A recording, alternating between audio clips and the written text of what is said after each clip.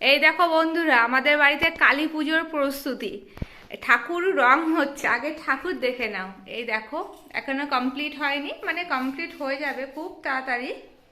আর জানো কালার কে করে? এই দেখো কে কালার করে। এটা কৌস্তব কালার করে, আমি বিয়ের পর থেকে দেখে আসছি, আর মায়ের কাছে শুনেছি অনেকে ছোটবেলা থেকে ঠাকুর কালার ওই করে।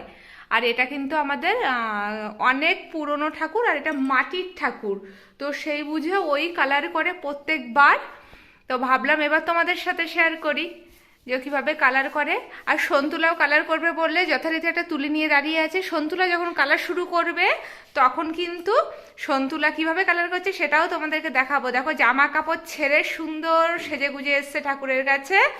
আর এই আমাদের মেন যে আর কি ঠাকুরটাকে সাজাবে, শুধু কালার করা নয় কিন্তু টোটাল ঠাকুরটাকে ও সাজাবে।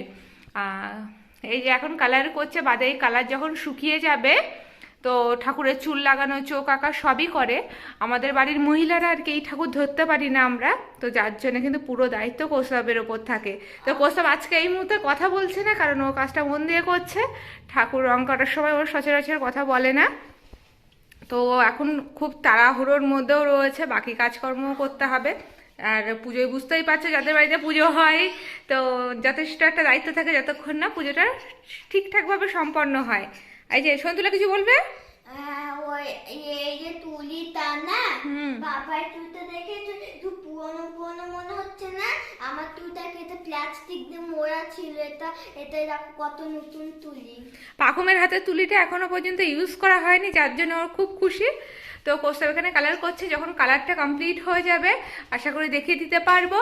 আর ঠাকুর কি সুন্দর করে সেজেছে সেটাও কিন্তু দেখিয়ে দিতে পারবো, আর চেষ্টা করব পুজোটাও তোমাদেরকে শেয়ার করতে।